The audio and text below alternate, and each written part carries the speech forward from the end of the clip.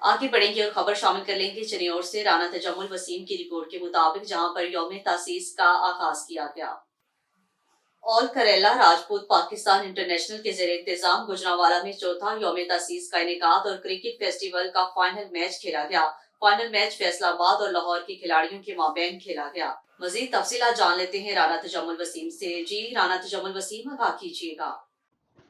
جی، آل کریلا راجپوت یوم تاسیس کے پروگرام سے خطاب کرتے ہوئے شہزاد سہیل، رانا عبدالغفار، امین ثقلین، پرویز اسلم، رانا سعید کریلا نے یوم تاسیس کریلا راجپوت کے جد امجد راجہ چیرامن پرومل تاج الدین عبدالرحمن صحابی رسول کو خراج عقیدت پیش کیا اور ان کے خاندان کی دین اسلام کی خاطر قربانیوں کو اجاگر کرنے کے ساتھ ساتھ کریلا راجپوت قوم کے شاندار ماضی اور نوجوان نسل کو حقائق سے آگاہ کیا۔ یوم تاسیس کے موقع پر کرکٹ فیسٹیول میں فائنل میں پہنچنے والی لاہور اور فیصل آباد کی ٹیموں کے مابین میچ کھیلا گیا، جس میں فیصل آباد کی ٹیم نے فائنل میچ جیت لیا۔